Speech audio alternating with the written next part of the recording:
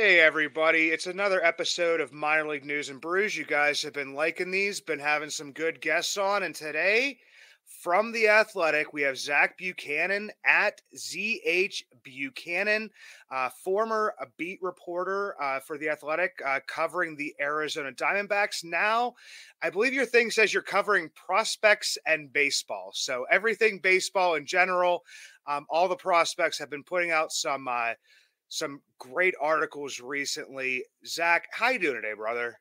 I'm good. How are you? I'm doing good, man. And with the Pirates falling to the Arizona Diamondbacks and then falling to the Texas Rangers, a lot of people are focusing on the minor leagues. Some specific players. One that you had a scout talk to you about pretty recently in Henry Davis, our 1-1 draft pick from a couple years ago. And there was some interesting stuff in there. And this was even before he started playing right field a little bit more. Yeah. I think so. I wrote a story about Henry in the fall league last year. And I know his first full season was, didn't really live up to expectations. He was hurt a lot, and his prospect kind of cachet kind of suffered because of it. I think that was a little unfair that he got dinged because he really wasn't healthy the whole season. He didn't have much of a chance to really find a groove. And now we're kind of seeing, when he's healthy at the what he can do at the plate. I mean, he's gone nuclear for Double-A Altoona. There's probably an argument that he needs to be in Indianapolis, if not the majors. And so the bat is going to play. He's a super smart, super prepared guy, very, very type A. The big question has always been and probably will continue to be, can he catch? Right now, evaluators would say he has a long way to go, much farther than his bat has to go to be able to catch. He's not super mobile back there. He can be a little stiff. He needs to work on the blocking and the receiving. I think he's a pretty good student of the game when it comes to game calling, and he has a hell of an arm. So kind of the X factor, if you're spinning it forward a couple of years, is are we going to have automatic balls and strikes in the majors? Are we going to have the challenge system? How much of that kind of receiving skill set is going to be valued in a couple of years? But right now it's not surprising that they're trying to explore different positions for him because the bat is so good and it could probably help the team soon, if not now, that they need to find a place to play him where he's not a liability. And that's not to say he can't become a really good catcher. It just takes a lot of hard work. And I was just in Michigan last week talking to the guy who was his backup at Louisville, who is now a top prospect, Dalton Rushing, with the Dodgers. And he was telling me about the catching development there at Louisville. It was kind of such that you kind of teach yourself how to do all that stuff. There's not a lot of one-on-one instruction, and it took Rushing getting into a very good player development system with the Dodgers to kind of pick up some of the finer points of catching. So I would imagine Henry's in kind of a same position where he's had to kind of learn how to do some things on his own back there and could have benefited from some more hands-on instruction. Yeah, and with Henry Davis, I mean, right field has been talked about as an option. They did play him. You wrote about him in the Arizona Fall League. They did play him in some right field out there. He seemed to be, like you say, that type A personality as a guy. He's just like, okay, I'm a catcher. I want to catch. But has maybe loosened up to that idea of playing some right field because that might be the quicker path to the majors, like at the moment. And that's what every guy's goal is. He said that from the beginning. He has that. He's like, I don't want to be in Altoona. Not that I don't like Altoona. He's just like, I want to be in Pittsburgh.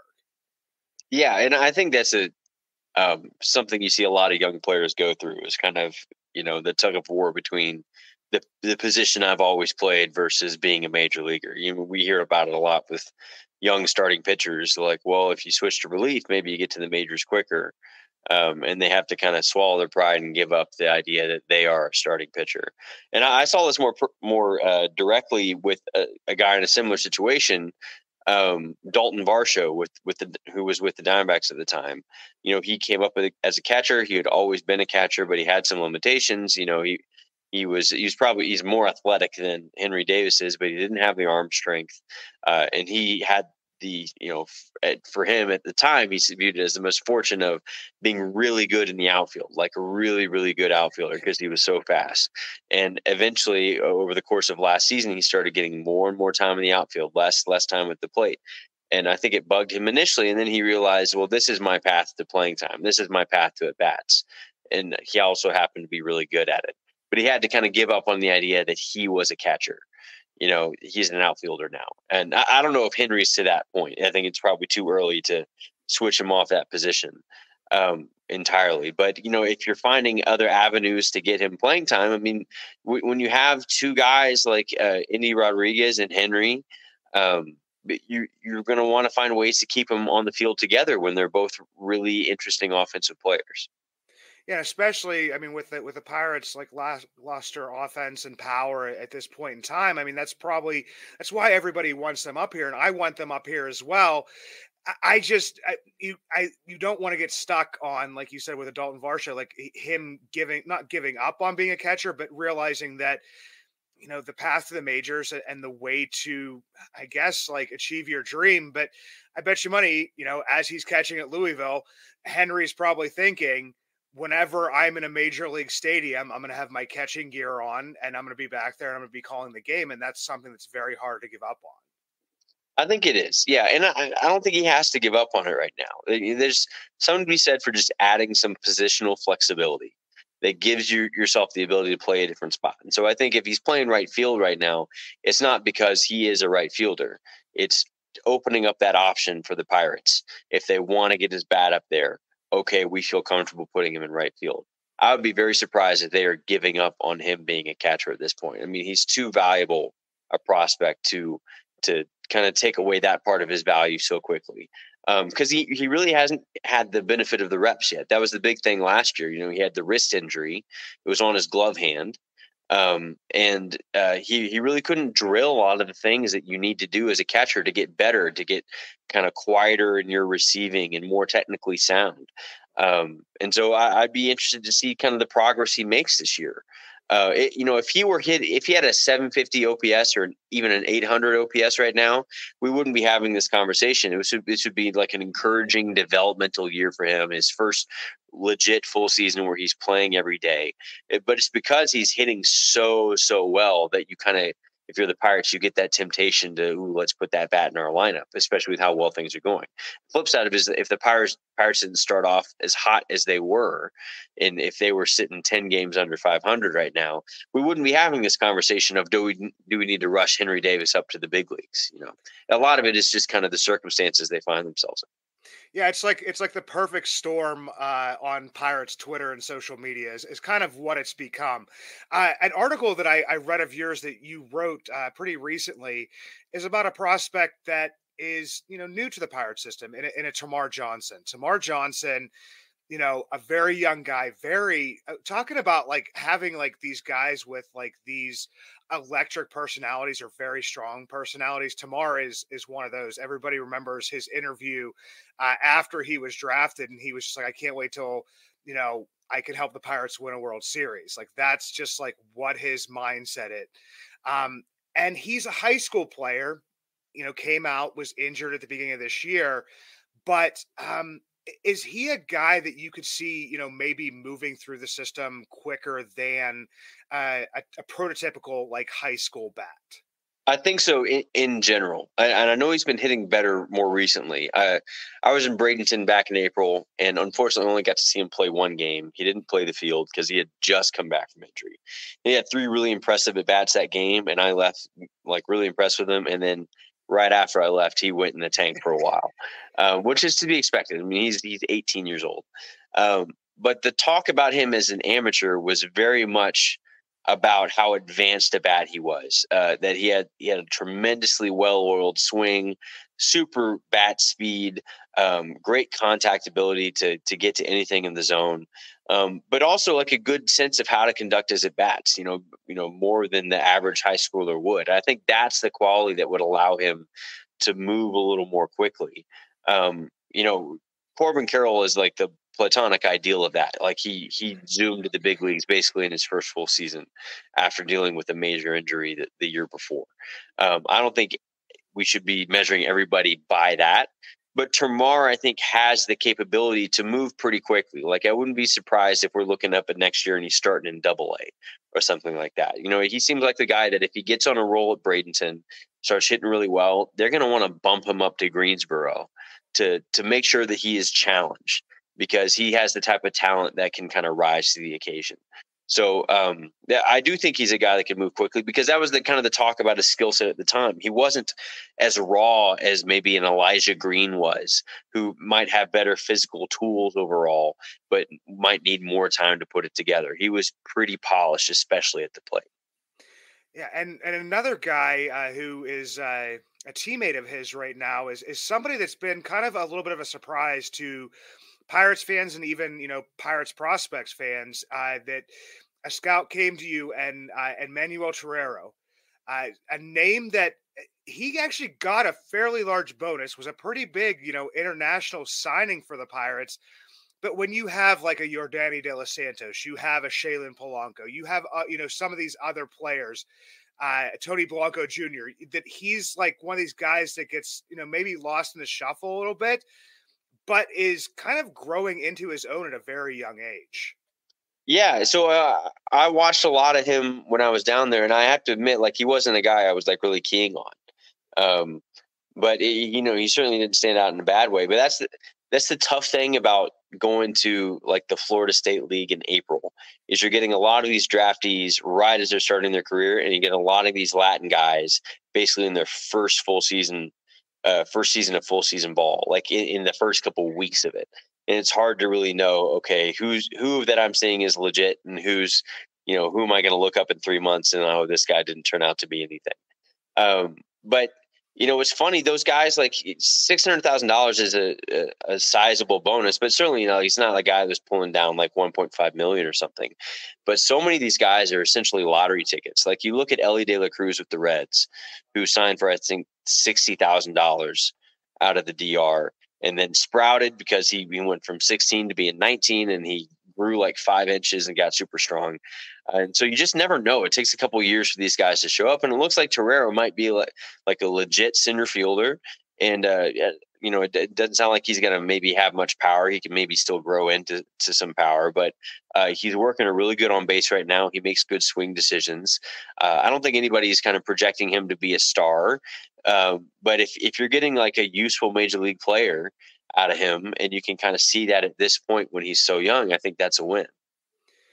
Yeah, and like I said, he was somebody who I had kind of looked at the FCL numbers last year, and I'm like, he's got a pretty good walk rate, not striking out a lot, controls the zone pretty well, and I'm like, but then I like almost like kind of forgot about him, because like I said, you get blasted with all these other big name guys, and it's not a guy that you said that you hadn't keyed on, I didn't key on, and he kind of comes from out of nowhere, and I'm just wondering, like, for the Pirates, is there anybody else that you maybe have heard about, or that you've, been watching and you're looking to see like how this first part of the year goes that, maybe Pirates fans haven't heard that much about? There were a couple guys that I heard about at that level. Javier Rivas has not been going well, but he was like super fun to watch in the field when I was out there. I mean, he's 6'6". He looks like, despite his size, he could stick at shortstop. He just has really good actions. He's really smooth. He's got a great arm. It wasn't really going well for the plate. Now I think it's going to be the big question for him. A guy that I wanted to see but didn't was Jack Brannigan, because I've heard a little bit about their plans for him. He's going to be a hitter, but I think he's back off the IL now. I'm not sure about that, but I think, from my understanding, the plan was to have him throw a bullpen session maybe twice a week, because he can run it up to 100 miles an hour. And whenever he works his way to Double-A, Triple-A, they might start pitching him in games every now and then so he can qualify for two-way player status, which is a really interesting kind of new developmental wrinkle that organizations are going to have to deal with post-Shohei. And so those are the two guys at that level, although I wrote a little bit in my notes package from that trip about Thomas Harrington, who is pretty impressive and seems like he's got a good head on his shoulders and a good kind of arsenal of pitches. So I'll be curious to see how he progresses, especially considering his college teammate, Zach Neto, is already in the major leagues.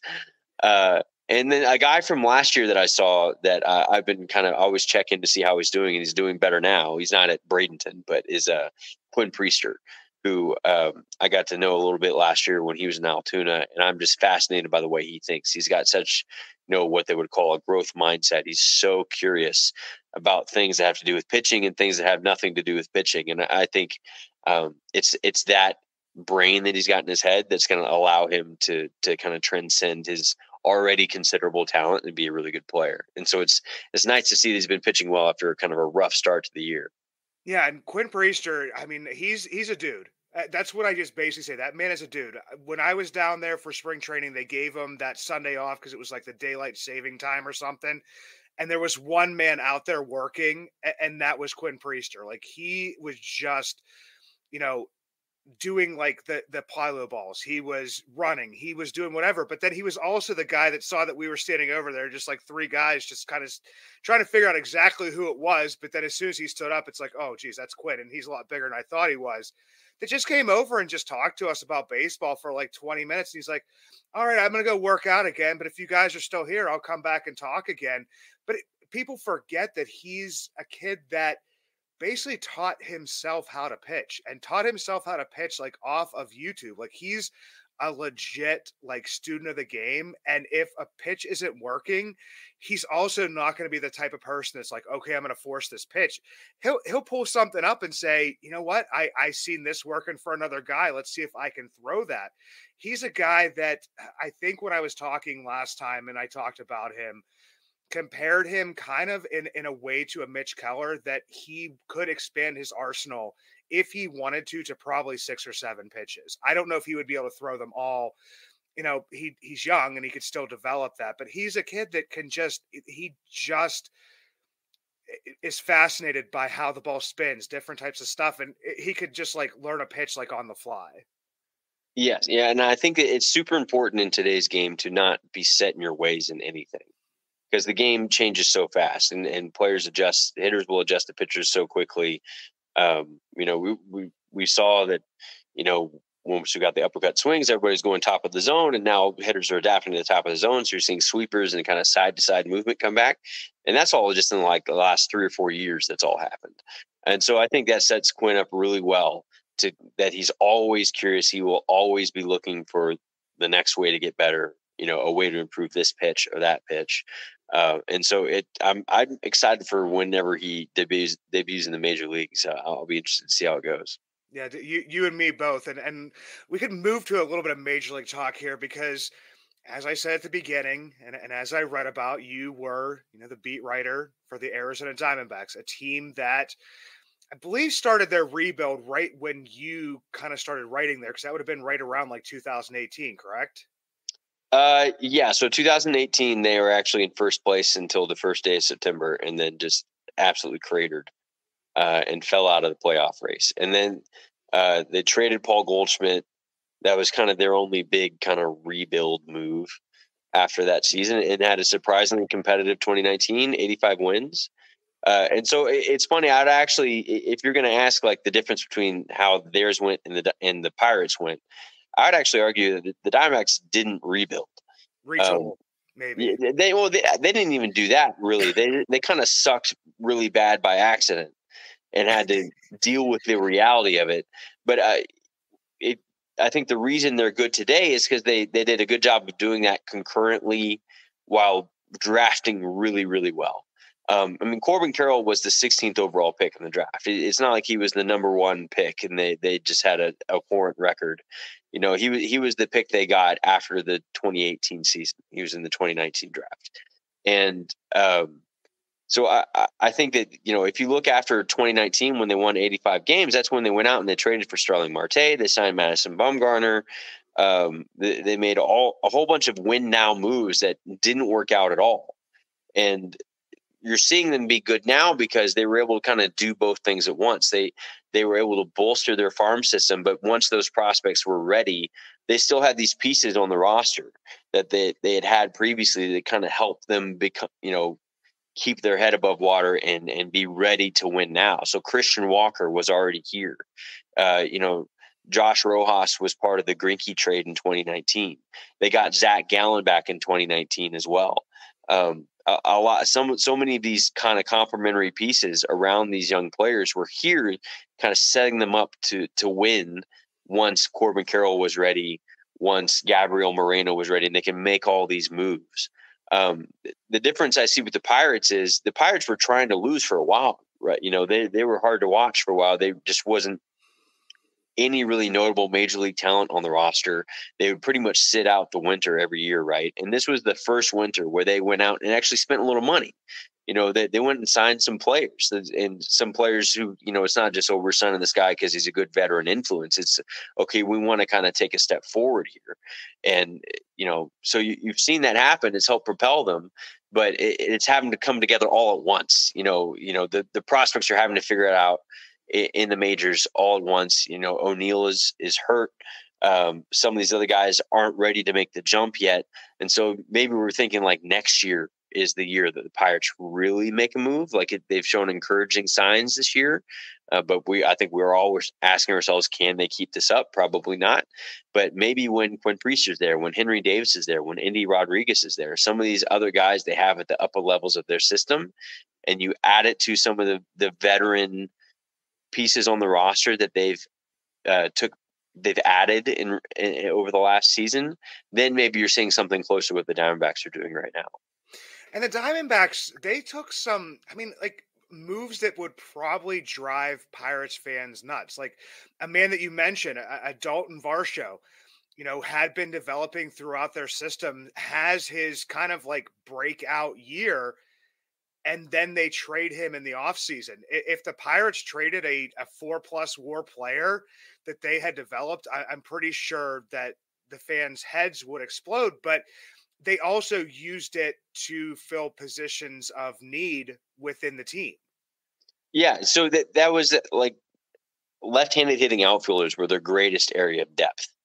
Because one, they weren't going to trade Corbin Carroll; he's untouchable. But then you had Jake McCarthy, Dalton Varsho, Alec Thomas, and a couple of guys in AAA who hadn't appeared in the majors yet.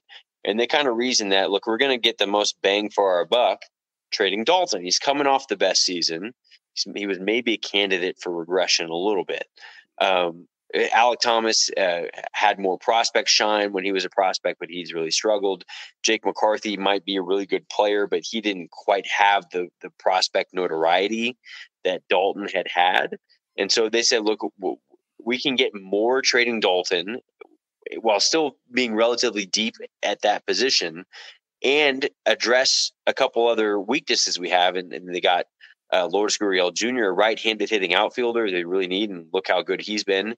And they were really barren catching-wise in the system, and they get Gabriel Moreno, who was technically not a prospect anymore because he passed his rookie eligibility. But he had been like a top 5 prospect in the game, and he's hitting 300 or something right now as the everyday catcher. I think it was just a really smart kind of accounting of where their strengths were, where their weaknesses were, and using one to address the other. Yeah, and another trade that I always kind of go back to was an under the radar at the trade deadline type of move in Jazz Chisholm for Zach Gallen. I mean, the guy who's on the cover of MLB The Show was in the system, but then they go out and they get who is developing and becoming, an ace within their system and potentially, within Major League Baseball. Yeah, that was an interesting deal at the time because that was the deadline where they tried to kind of have it both ways. So within 30 minutes of each other, they had traded Greinke to the Astros, shedding some of his money, getting 4 minor leaguers back, almost all of whom have not worked out. Josh Rojas is the only one, and he was the throw-in of the deal. But at the same time, they flipped Jazz for Zach Gallen, and I think that was more about that they'd just become so enamored with Gallen, and they felt like this is our chance to get this guy. The Marlins may not realize what they have, and they had to dangle something pretty good. I mean, Jazz Chisholm is a very good player, and he's certainly like a draw for the Marlins, who have had trouble bringing fans into the ballpark. He's a big personality. He hits the ball super hard. He's playing a really good center field all of a sudden. And so the Diamondbacks knew they were giving up. They had to give up something of value to get something they really wanted. And they knew they had Geraldo Perdomo coming up right behind Jazz. They had Nick Ahmed under contract for a couple more years. So they felt like, okay, we're kind of covered at shortstop, but we need this type of pitcher, especially if we're going to be getting rid of Greinke. And it's worked out really well for both sides, arguably. Yeah, arguably for both sides, but it's just a very interesting thing. And I always have to throw in there that one of my most hated teams, the St. Louis Cardinals, had Alcantara and Gallen in their system and traded them away, and now they can't pitch, which just makes me laugh. Yeah, it kind of pokes a hole in the whole Cardinals devil magic stuff, doesn't it? Yeah, but then they get Matthew Liberatore, so we'll see how he turns out. He looks pretty good. But you know what, Zach? It's been great talking to you, man, and definitely hope we get to do this again. For anybody that doesn't, please go follow Zach Buchanan. It's at ZH Buchanan, writing about prospects in baseball for The Athletic. Zach, this was awesome, brother. Can't wait to do it again. Yeah, thanks for having me.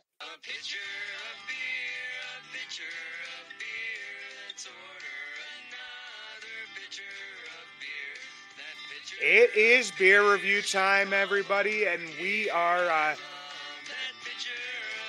going to be talking about a brewery that actually Chris and I did a live broadcast from. And actually, you know what? Me and Gary Morgan from the Pirates Fan Forum over at DK Pittsburgh Sports, we did an opening day, I believe it was, live show from their brew house at the Point, or the tap room, I believe it was called, down there at the Point. And this is Sly Fox Brewing. Sly Fox Brewing has a nice mix of beers. And I'm not saying that not every brewery does this, but they have, a nice mix of IPAs, a nice mix of, the golden lagers. They have, this Helles that I'm going to be, going with. They just have, like, if you like any type of beer, they have something for you. They opened a new location within the past year or so over there at the High Line. And I feel like that a lot of people kind of don't know exactly where the High Line is. If you don't, go find it, go find some Sly Fox, sit outside, play some games, enjoy the view from over there. But I'm going to be reviewing 4 beers today. Everybody knows the weighted based on batting average, the Waboba system. The one I've been sipping on while I was talking to Zach there, our guest from The Athletic, is the Haze Fix IPA. I love my hazies. This one's coming in at about a 5.5, which for a hazy can be a little bit lower. So it has more of, I always call that like drinkability, where you can have more than one, and it's not like either, making you too full or, just, the higher alcohol content, you have less, and it's more of like an all-day drinkability on it. The Haze Fix, given that the 425 weighted based on batting average, brings it down to 375. The other one, the one that I had before, and I didn't even look to see how to pronounce it before, so I believe I was mispronouncing it the entire time. And it's the Volpuin. And this is a tropical Indian pale ale. This one's about a 6%, but once again, falls within the drinkability, falls within one that I really, really enjoy. This is the one I usually have when I go there. This one also coming in at 425, 375, just very high quality IPAs, hazy IPA. They're, drinkability, taste, everything is really, really good. One of the ones that I could just drink pretty much is the Bavarian style golden lager. It's the Helles golden lager. This one right here, I once again, I'm going to go 425, 375. I feel like every single one of these beers is extremely high quality, extreme drinkability, just good beers to have. And then they have the Pikeland Pils, and this is the Northern German style Pilsner. And this one right here, this is like a little bit lower. It's the 4.9, another drinkability. And I hate to repeat myself again, 425, 375. If you haven't, get over there to the High Line. They also have their little tap house, The Point, which has some really good pizzas. Get something to eat there. The manager at both places, Adam, has been more than welcoming and great with me and Chris and me and Gary and myself when I've just kind of stopped by. I got a great team at both of those places, so go check them out. And as always, let's go Indians. Let's go Curve. Let's go Hoppers. And let's go Marauders. Let's go Bucs. Follow me everywhere at Bucs in the Basement. And tune in next week for another episode of Minor League News and Brews.